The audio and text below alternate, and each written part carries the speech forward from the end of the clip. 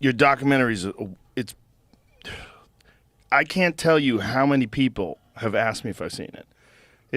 I think it's one of the most eye-opening things that's ever been done on this whole gender confusion thing that we're going through right now in our culture. And it was just like one of those things where I had to watch. Like, so many people were like, you have to see this. You have to see this. And I expected it to be like, I thought it would be like arguments with people, or it would be very, very confrontational. But instead, I think you did it masterfully. What you did is you just let these people explain themselves the way they would talk if you weren't there, the way they would talk to people who agree with what they're saying. And by not pushing back, I think you allowed them to let all the crazy out. And it's like, it's hard to describe to people that aren't aware of what's going on, of how wild this stuff has gotten. But first of all, tell me, what was the process of making this? Like, how long did it take? What was the motivation behind it? Yeah, thanks for talking about it so much on your podcast, by the way. It's been a huge boost for us. And we, I had this idea. You'd really have to go back several years, because it occurred to me maybe back in, 2017, that when this transgender stuff was starting to really gain mainstream traction, which I think happened really, that was like maybe when Bruce Jenner became Caitlyn Jenner. That was the moment that I think it exploded onto the mainstream. Not when it began, but it exploded onto the mainstream. Right around that time, it sort of occurred to me that the people promoting this stuff have a problem, which is that we're supposed to accept someone like Bruce as a woman, but then what exactly does that mean? What are we accepting him as? Like, he says, I identify as a woman. Well, what are you identifying as? What are we, if you're a woman, well, I know what a woman was before, but if now we're including a guy like Bruce, then what is a woman now?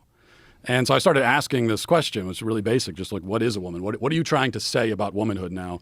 And couldn't get anyone to answer it. I mean, and mostly it's just on Twitter, and challenging someone on the left. Just give me a definition. What's your definition of the word? And none of them would do it. So at a certain point, I thought, well, we have to find a way to go out and put this question in front of them. And that's sort of where the idea for the documentary came from. And we knew going in that we wanted two things, well, three things.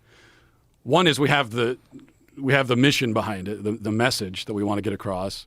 But we also want it to be a piece of entertainment, because a lot of conservative documentaries, not all of them, but many of them are just, you feel like you're watching an extended version of a podcast or something. It's not a piece of entertainment. So we wanted it to be that.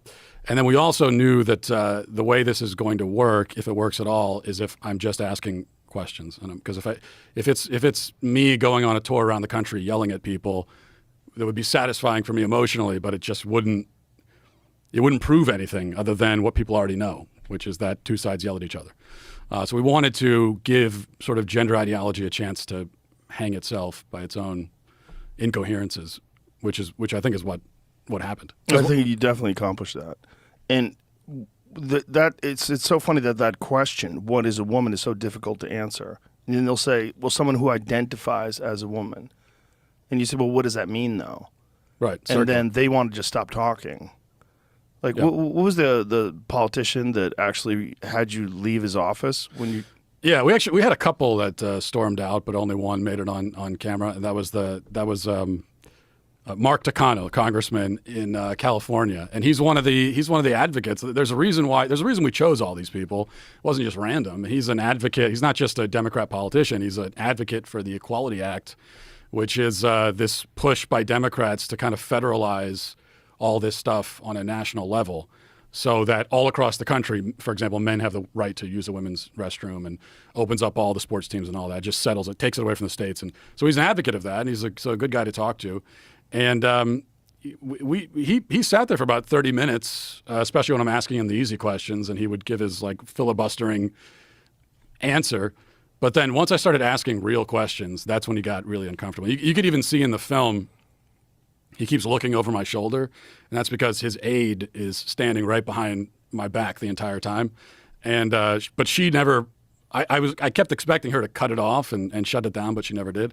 And eventually he just had enough of it and he got up and left. But the thing that made him leave was I didn't even get to ask him the what is a woman question. I asked him, I asked him, you know, there are males who want to use the women's restroom or the women's locker room, but then there are females who don't want to see an individual with a penis in the locker room. So you've got two competing claims here, two people who have feelings, the women who feel like they don't want to see this, it makes them feel bad to see it, and then the men who it makes them feel bad if they can't use the restroom. So who wins out? How do you balance that? I think it's a fair question. It's a very good question. And that's when he just got up and said the interview's over and walked out.